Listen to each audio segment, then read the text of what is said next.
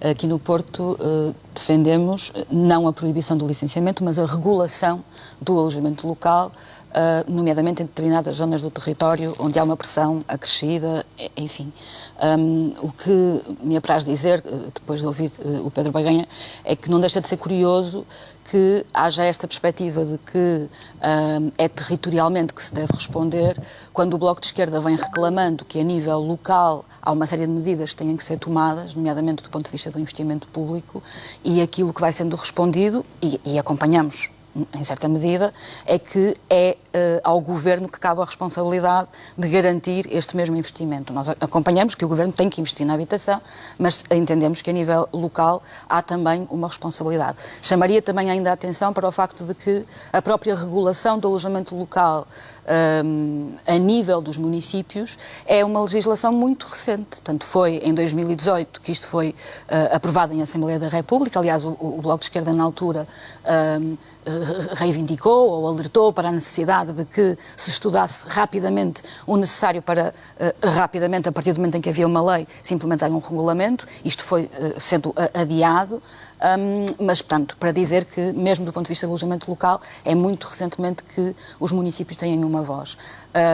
O exemplo do regulamento do Porto, em relação ao qual nós tomámos posição recentemente no Executivo, é um exemplo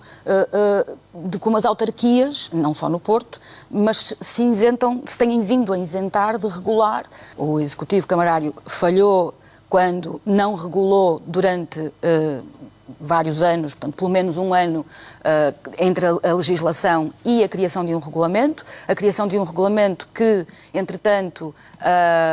pouco regulava e que rapidamente, num espaço de meses, também em face da situação da pandemia, foi suspenso e, portanto, tivemos aqui um período em que não houve efetivamente regulação. E o regulamento que agora traz é um regulamento que toma por equilibrado que 15% daquilo que são os fogos habitacionais da cidade possam ser alojamento local, em prejuízo daquilo que devia ser uma resposta habitacional no nosso entender e, portanto, isto para voltar à questão daquilo que é a medida do Governo neste momento, que a concretizar-se até esvazia o regulamento que está, entretanto, a ser discutido em discussão pública, que vamos discutir em Assembleia Municipal, mas isto levará o seu tempo, vamos ver para onde é que vamos, mesmo porque, entretanto, o Governo, afinal, já diz que admite aperfeiçoamentos na medida do alojamento local, que está tudo em aberto, enfim, dá a sensação de que o anúncio recente é se calhar vamos fazer isto, mas não temos bem a certeza, mas, efetivamente, a questão do alojamento local é apenas uma parte de uma série de medidas que nós entendemos que pecam por tardias, algumas delas tão tardias que não serão eficazes de todo para ir ao encontro da necessidade das pessoas. Neste momento nós temos uma crise habitacional assinalada com pelo menos uma década. Portanto, no seguimento das medidas austeritárias que travaram o investimento público na habitação, tivemos políticas nacionais e locais que permitiram, abriram o mercado da especulação imobiliária e neste momento nós temos, por exemplo, no Porto, habitação para arrendar com uma média de 900 euros em 2018,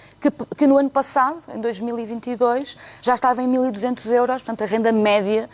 para arrendamento na cidade do Porto, que não sei quem é que consegue suportar, não é? Portanto, estas medidas não atuam sobre as reais causas do problema e, de facto, ainda para mais, pelos vistos, está tudo em aberto, não sabemos no que é que isto vai dar. Eu gostaria de assinalar que este programa que é enunciado, a que se chama de Mais Habitação, é um programa que é enunciado pouco tempo depois de ter sido criado um Ministério da Habitação, algo que o país não tinha tido até então e que devia ser um sinal para ir, de facto, ao encontro daquilo que o Bloco de Esquerda defende, que é o direito à habitação que deve ser garantido. As medidas que são apresentadas são medidas travestidas de assistencialismo, de subsídios às pessoas, que, na verdade, o que vêm fazer, e aí estamos em desacordo com a visão, temos uma divergência ideológica clara, porque na verdade são um amparar do setor imobiliário, do setor privado, e não vêm responder às necessidades das pessoas. E esta medida de que está a falar, portanto, do subarrendamento por parte do Estado, que tem, aliás, no comunicado do Sr. Presidente da Câmara, depois se confunde com o município, tem o selo Porto Ponto, mas dá a sensação de que ser Rui Moreira a falar, não uma voz pela cidade, porque a cidade não diria aquilo naqueles termos, certamente, mas o que ia dizer é que, nesse próprio comunicado, é dito precisamente que o Governo adota, é a expressão que é usada por aí, um exemplo de um programa que existe no Porto, que é o Porto Consentido, que existia também em Lisboa, que era o Renda Segura, e que tinha precisamente esta roupagem, digamos. Portanto, basicamente há um subarrendamento por parte do município, de casas detidas por privados, para garantir que os inquilinos vão pagar rendas acessíveis, mas no fundo aquilo que se garante é que os proprietários, os senhorios, vão ter a sua fonte de rendimento assegurada. Nada disto vem ser uma solução para aquilo que é estrutural no problema da habitação no país, e aí sim concordamos que passa por investimento em construção, mas que, no nosso entender, não é uma construção qualquer. É uma construção que garanta que as pessoas possam viver no país. Nós temos, e temos conhecimento partilhado disto, de que na última década o país teve números de imigração substanciais, estamos a falar de 400 mil pessoas que saíram do país, muitos jovens, e saíram do país porque no país não conseguem encontrar condições para uma vida digna, desde o trabalho com condições, não é? Até a possibilidade de ter casa a preços justos. E, portanto, estas medidas vêm num momento em que claramente a crise inflacionária vem explotar uma necessidade de uma forma apressada, diria, o Governo vir anunciar uma série de medidas em catadupa, mas quando os miuçamos,